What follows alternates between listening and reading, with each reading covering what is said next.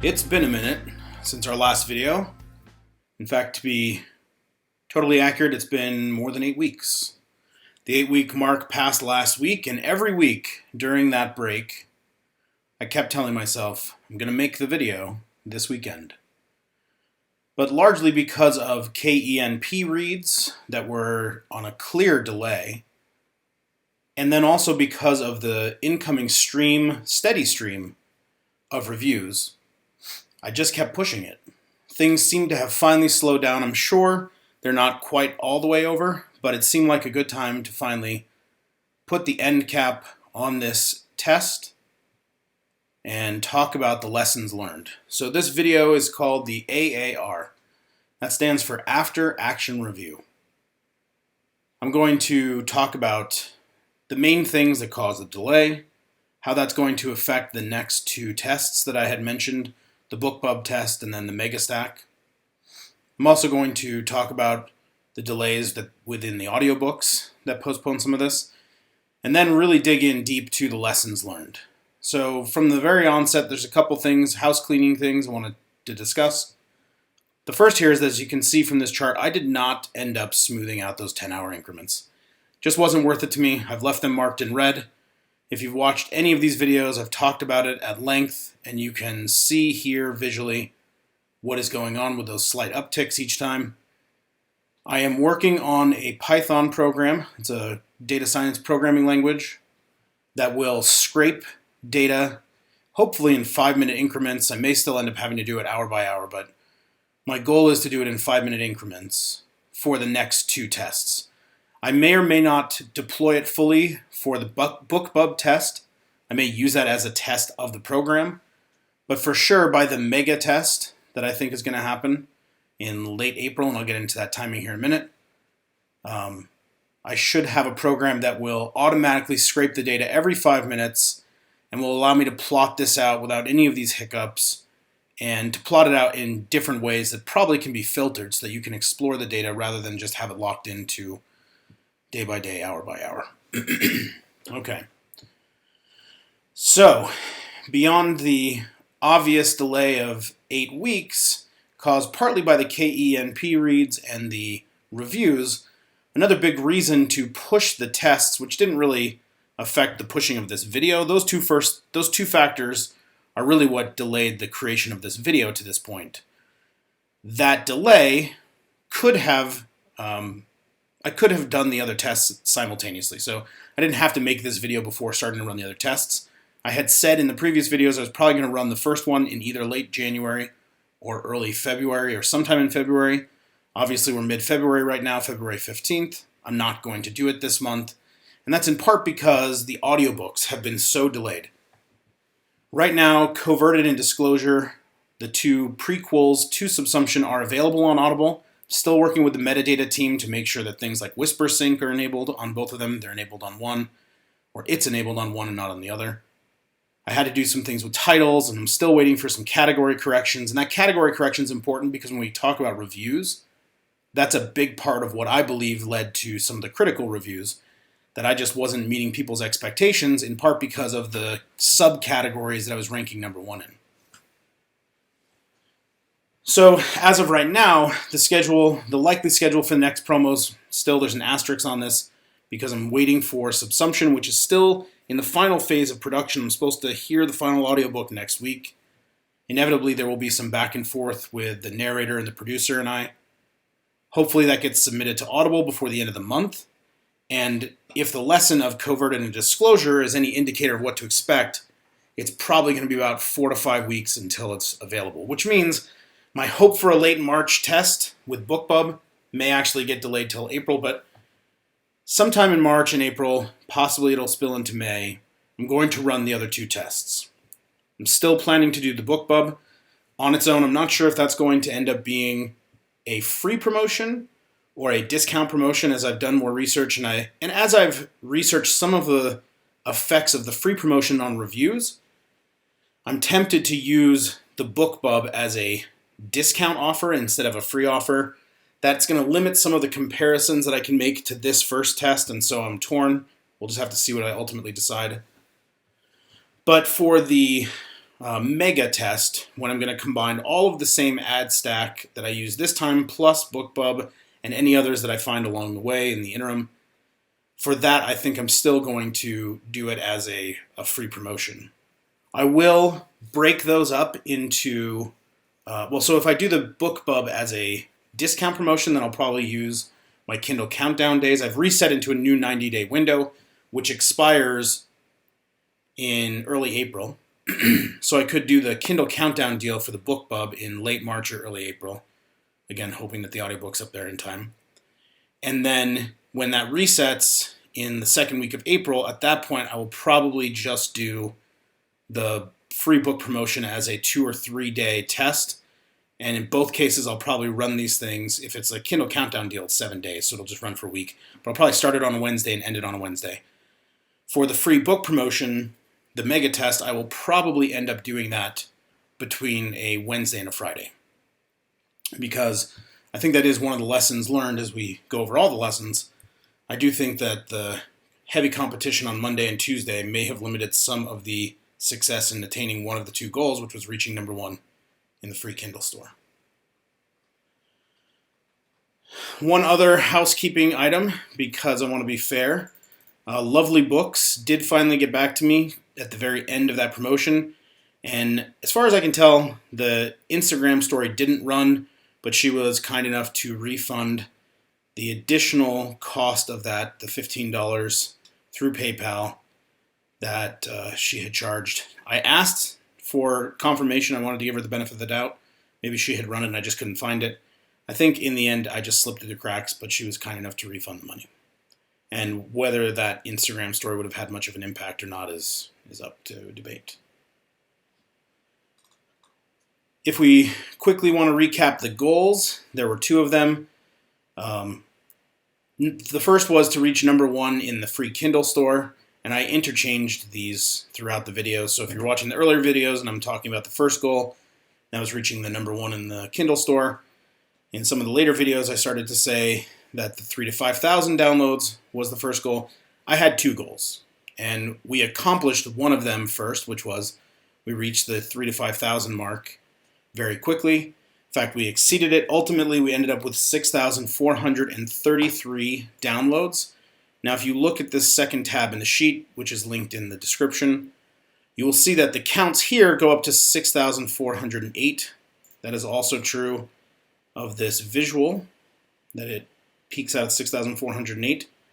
That's because there were additional downloads after 10 p.m., but there were even some downloads, 20 of them, I believe, that came on the 12th. I don't understand that other than it's got to be related to time zones and countries, is my guess. Or maybe somebody put it, I don't know, in a cart. I don't know how that works with the free. I think once it's free, you just check out with it immediately. But 20 came through that are labeled as December 12th. So if you look here, you'll see that comment that says there were 25 additional. And that's important because if you try to match this number up with what's on the download data sheet, or the country, download data by country, this is the total that I just gave you, 6,433. So while we reached one goal, we didn't reach the other. I have confirmation, and I'll show it in a moment, that it was in fact the 21st position. That was the highest that we got on the Kindle Free Store as far as rank goes. But those were the 2 goals of this ad stack test. Let's go through the downloads first, then I'll talk about Author Central, then we'll talk about the sales, KDP and Ingram. So those are actual unit sales. Then we'll talk about the KENP, which I think is probably the most exciting, was definitely for me the most unexpected and exciting outcome of all of this. It's still by no means justified or created, and I want to use the term justified because there's other reasons for doing this test, but the ROI on this test has been negative to date. In a strict monetary dollar measurement, I don't think I've even recouped close to a quarter of the spend. But there have been some other pretty exciting things that have happened. The KENP reads are one of them, reviews are another. But let's go through that and we'll end with reviews after the KENP reads. All right, so on orders, here are again filtered by price. We're only looking at the free. We're looking at the window from December 7th through the 13th. So the promotion ended on the 11th, but like I said, there's some lagging 17 downloads. I said 20, but it's 17 downloads that came free units on December 12th. And I don't know why that's the case, other than to say I think it probably is the result of time zones. Like we said in the other videos, it's just this exponentially decaying function. I think this is a confirmation of the power of that first day, of all the ad stacks taking place on the first day, the excitement that was even visible in the first hour. If we go back into the data here and we look at first this rapid climb, but then also with the rate of downloads over time, that first hour of the first day. And we saw it cutting by more than half each time. And this is I think, confirmation that you really do want to adhere to the best practice of either a 2-day promotion or a 3-day promotion, because the rest of it is just, I mean, if you have the 5 days and you're not going to use them for a second promotion, leave it open. But if you have the budget to do 2 different promotions, you'll probably see a bigger impact if you narrow down the time. The international aspect of this test was really surprising to me. It's been really cool to see both the KENP reads have started to pick up in the UK. Canada and Australia, not so much. Apparently I'm not very well received in these 2 countries. People seem to start it and then stop. I have one negative review that came from Australia that you can only see on the Australian Amazon store. You can't see it. It doesn't show up as a global review. But the US and the UK in particular have dominated both these free downloads and then the KENP. But this international exposure was not something that I would have accomplished in any other way. And I'm waiting to see if it has any impacts beyond just people downloaded the book and they read it. I haven't seen a lot of international signups in my mailing list. I haven't received any personal outreach from anyone in other countries that didn't precede this test. So there are people who, from the original launch back in October, I've been communicating with, but not that were based on this test. Another surprising thing that this promotion did is it fixed all of the recommendations that Amazon makes on the product page for subsumption. So this is what people usually call the also bots. I think that term is changing though, because now it shows what other people viewed and more items to explore. And then up here you have the sponsored version of products related to this. Previously, some of this populated with stuff that seemed to make sense, and other times it was totally random and I would say unrelated things that were probably being leveraged by the initial launch and the fact that some of the people in my family and my personal circle bought the book and they're not the actual kind of target reader who is on Amazon buying other books. So that was another unexpected effect of this promotion, was it fixed the also bots and these product recommendations. As far as the rank, the free rank, which it still is not distinguishing between the free and the paid. We had that issue on the screenshots that I was uploading and showing in the videos 8 weeks ago. But a week after the promotion, it started to populate all of this data, which wasn't there during the promotion.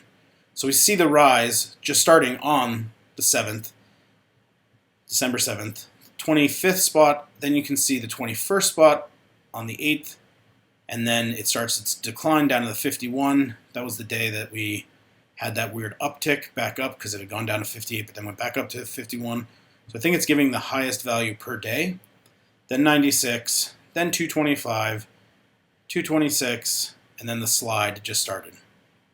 And if you do notice, previous to this this test, I would say that on the whole, my rankings were lower. I think they've held pretty steady or steadier at a higher level since then, driven largely by the KENP. A little bit of sales, which I'll get into here in a second, but I think it's mostly because of the page reads that are taking place. So 21 was, in fact, can be confirmed to be the highest rank that was attained. So as far as the second goal, or the first goal, as it was originally called, of getting to the number one position in the Kindle store, We got close. We got into the top 20, or we almost got into the top 20, position 21. With the subcategories, so that's another aspect of the Amazon pages. If we look here, it's been holding pretty steady in the top 4 to 500 in a lot of the different subcategories, the browse paths, and in the ones that are probably more pertinent than some of the others, mystery and thriller in particular, which again I'll circle back onto that when we get to the reviews and the effects of that. As far as actual sales go, so before the promotion there had been 50 KDP sales, so those are just the ebook, because the ebook is with KDP, but the print book, the hardcover and the paperback are with Ingram, so I'll show both. Before the promotion, there were 50 units sold, and that includes Coverted and Disclosure, so that's all 3 books prior to this test. After the test, there have been 24. Again, it's all 3 books. There was a good chunk of them that were subsumption, and then something that's been interesting is, I think as people are finishing the free ebook that they downloaded, or in some cases the paperbacks and hardcovers that they purchased, they're then going to it's not really my backlist, but those 2 prequels to the story, they have been getting sales. And Disclosure seems to be the more popular of those. So I'm selling more. It could be the price point where it's 99 cents. Could be the cover. Could be the blurb. I don't know. I haven't tested that. But we've seen 24 additional unit sales since the promotion started. At Ingram, if you remember, it was at about 167 up to the beginning of that test. Since the test, so December 7th onward, there have been 21 sales. The majority of them have been the paperback. And 1 international sale to the UK, which was the hardcover. So a total of 22 additional sales there. So that brings the tally to 48. So almost an equal number since the experiment, or since the test, than before the test. Now that's also been almost equal amount of time. The book launched in October. The promotion ran in mid-October specifically. And the promotion ran in early December. It was about 8 weeks. It's been about another 8 weeks. So whether these sales are the direct result of the test or not, or whether they're part of just a normal rhythm, I can't tell. It seems like sales tapered off very quickly after the first of the year. So most of these sales seem to have happened in the second half of December. So it would lead me to believe that it was being driven by the test, and it wasn't just a normal rhythm, because it hasn't really continued through January and February. But now to the really exciting part. So if you remember, at the time of the test, so before December 7th, there were 3,528 page reads through Kindle Unlimited. I'm presently at 45,452.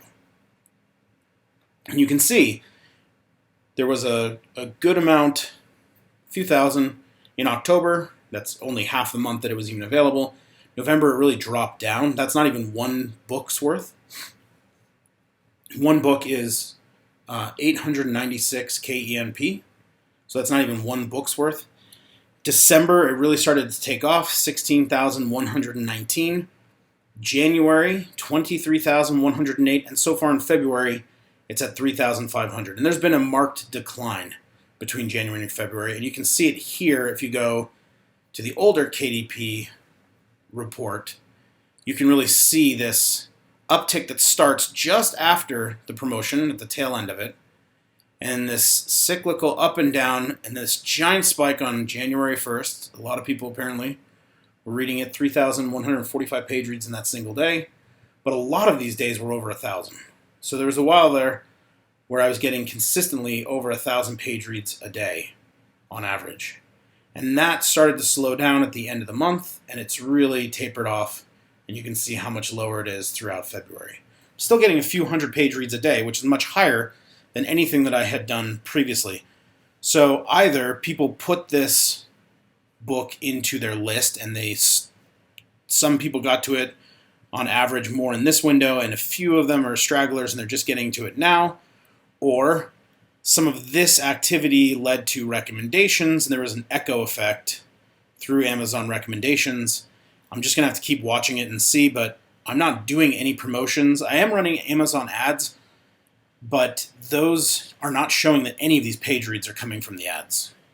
Now, the dashboard for the Amazon Marketing Services, AMS, is notoriously bad at attributing even sales, but also the KENP to actual reads. But I don't think that most of them are coming from those advertisements, based on what I've seen. So this was the most unexpected and the most exciting, and you can really see the change in, here's the red, which are royalties from sales, versus the blue, where now it's been dominated by royalties from Kindle Unlimited, and I think it's slowing down, so it'll be interesting to see if this slows down all the way through February and March for both of them, and then I run another promotion and I see these kinds of spikes again. This is really the window where the promotion happened. But if it's not a free promotion, if it's a BookBub with a discount promotion, then I'll see a lot of unit sales, and it'll give another nice set of data points to compare. Okay, so that's the effects on downloads, the author central ranking, the sales, unit sales, both the KDP and Ingram, and then the KENP. The other place that I've had a lot of activity, and this was, I wasn't sure if this was going to happen because I said previously I'm part of a bunch of different indie author groups on Facebook, and people really complained that I would say 8 out of 10 people on a couple of these threads where the free book promotion approach was brought up, they complained that it resulted in nothing. They got downloads, but they don't think they got any reads. They didn't see any KENP reads from it, and they didn't see any reviews from it. And that was most of their evidence that they hadn't received any reads was the fact that they didn't get any reviews from it. And some of the numbers that I saw out there, like Mark Dawson is, for example, one of these indie authors who I follow and who puts out a lot of these stats. And I think he's got a sufficient amount of data to make some of these claims. He said that you're going to get 1 review for every 100. These are rough numbers, and I think I'm recalling them right. You'll get 1 review for every 100 paid units and 1 review for every 1,000 free units. So if that's the case, I haven't even had 100 paid units from this test. I've had about 50. And as far as page reads, I've had 6,500. So using his calculations, I should have expected somewhere in the range of 6 to 7 reviews. And I don't know if Mark Dawson is strictly talking about actual reviews or if that includes ratings. So remember that both on Goodreads and on Amazon, someone can leave just a rating, 1 through 5 stars, or someone can leave a rating plus a review where they've given the 1 through 5 stars and then they explain why they rated it that way. But on either of those metrics, whether it's just reviews or it's reviews and ratings, either way, I performed considerably above those averages. So with Amazon, I doubled the number of ratings, and I had considerably more than 7 reviews on Amazon. And what happened in this window is, if you remember when the test started, it was around 25, 26. Almost just after the test ended, Amazon took down about 4 of the reviews. I think this is related to individuals, so I know for a fact that one of them was a family member of mine. I had not told him, hey, don't review the book because you have the same last name as me. And so they pulled his down. There were a few others that I don't understand why they pulled them down. And then throughout the last 8 weeks, I've also seen the number of ratings go up, and then I've seen some get removed. So if those hadn't been removed, I would have been well past 70. I think it would have been around 75 ratings at this point, and there would have been at least 4 more reviews. I don't think any of the reviews since the test started have been removed. I'd have to go through and look at them, and I've really only been paying attention to the total numbers. But it more than doubled the number of ratings, and it added for sure more than 6 or 7 reviews. That's on Amazon. Same thing happened on Goodreads. Um, on Goodreads, it was quite a bit. I think I was at 5 to 10. I'd have to go back and look at the videos. But the number of reviews and ratings have gone up considerably. Something very interesting if you look at these distributions. So the reception on Amazon has been far more positive. And I think this is sort of what you expect with most products where you see 5 stars, 4 stars, this diminishing exponential decay here. That has not been the case on Goodreads. And part of it's that it's half as many ratings. So, over time, maybe more 5s are going to show up and 3s. I did notice that the earliest reviews and ratings that I got were disproportionately 2 stars and 4 stars. And then 5 stars and 4 stars started to come in a second wave. And that also happened even on Amazon, where I started to see, because if you go back and watch the video, I think it was at all 5 stars or maybe 5 and 1 4. So most of these 3, 2, and 1s are the result of individuals after the fact. And I think this is something around 12 or 10 reviews. And so this is collectively 15-ish. And they also came in earlier, and then a lot of 4 and 5 star reviews came in. So I think there's just 2 different types of readers. And this goes back to something I heard people complaining about the free book promotion approach on those Facebook groups. They said, and if I did get reviews, which was rare, most people said, they were largely negative. And I've heard this also from some author tubers. I know that Self-Publishing with Dale has mentioned this, that oftentimes when you run these free book promotions, you just kind of get a different type of reader. And I think that part of, especially on Goodreads, because you can't tell on Facebook, on Amazon, you can't tell unless the person leaves a review, and even then, it's hard to tell who they are. Goodreads has a little bit more transparency into who the individuals are. So you can go look at who's this person that left a 2-star review. And one of the patterns that I noticed is the people who were leaving 2-star reviews that showed up very early, they are prolific readers. They are posting reviews and ratings for multiple books a day in some cases. I saw one woman who left I think a 2-star review, who the day that she reviewed my book, she reviewed something like 3 or 4 other books. And as I just kind of scrolled back through her history, because it shows the entirety of it, on average, I would say that she is reviewing or rating 2 to 3 books per day, day after day, month after month. That's one of the patterns I noticed. The second is that a lot of the people who were leaving the critical reviews seemed to be, at least to me, heavy thriller and mystery readers. And Subsumption was showing up and ranking number 1 in the free subcategories for thriller and mystery. And that's a result of the BISAC. So when it asks you for these multiple categories, the first one I put in was science fiction and fantasy, and I think the second one I put in was thriller. I will probably go back and change my subcategories before the next 2 promotions to see if that changes some of it, because I think that I was hitting people who consume books very quickly in genres that really don't quite fit my story. And the result is this weird distribution where you've got 5 stars lower than 4 stars and then 2 stars higher than 3 and 1 stars. I've looked around Goodreads and I don't see a lot of patterns like this. Again, it's 30 observations, so we'll see what happens over time. But it's considerably more negative feedback or sentiment than what we see on Amazon. Okay. Now, one last thing that has been, again, an unexpected and nice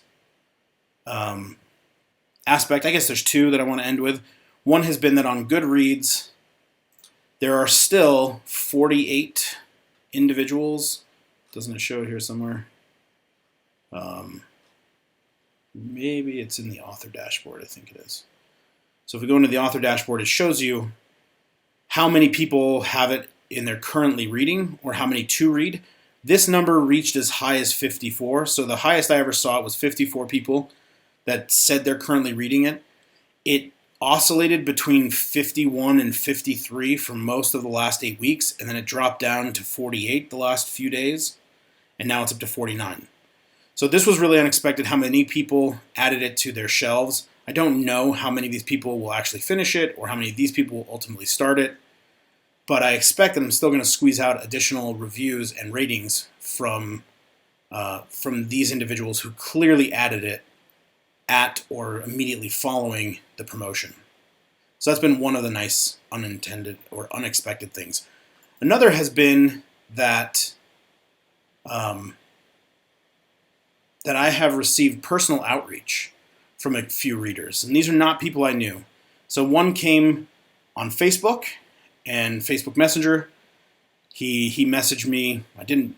I have a lot of former students because I taught at the University of Utah and Westminster and UVU, which are different higher education institutions here in the city of Utah where I live.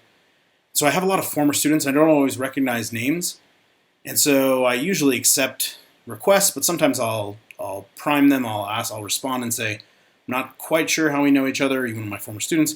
This individual was considerably older than the average college-age student, and he told me that he had received the book promotion notification through, he thought it was either the Fussy Librarian or Free Booksy, that the cover had captured his attention, so he downloaded it. The blurb really got him excited, so he bumped it to the top of his reading list. In fact, both of these messages came on Christmas Day. So I was in communication with him on Christmas Day, and then I received another set of communication on LinkedIn from a woman who had also received the book as part of a free promotion notification, had read it, and both of them had wonderful experiences and really positive things to say. And as an author, that was by far the most rewarding part of doing this entire test, was just connecting with people that I never would have connected with before. Again, the test has not been positive from an ROI standpoint. We'll see if the BookBub one could potentially be positive from an ROI standpoint.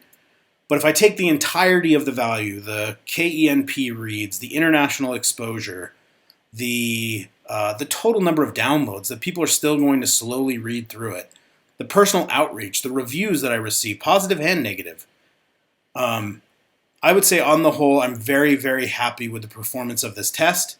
It has not been, from a strict dollar perspective, financially viable. You couldn't do this forever. I have the capacity to do 2 more of these tests with the marketing budget that I set aside. These videos are going to create content that I can put up on YouTube. I'm not going to monetize them, but that exposure will inevitably lead someone to my page who will download the book or purchase the book and read it, enjoy it, and reach out to me. And that has been, like I said, one of the best, if not the best, aspects of running this test. So with that, thank you for sticking it out through all of these videos. There are many. I know that the total runtime on all these videos is long because I had to go back and edit them. And I appreciate the time and attention that you've given me. If you have any questions, please feel free to put them in the comments. I will check them. Or you can visit lucianopesci.com and reach out to me there. Right now, Coverted and Disclosure, the audiobooks for both, are on Audible, but they're also available for free through my website. They're also on a different YouTube channel for the Subsumption series. You can look those up. Thanks again, and I'll see you at the next one.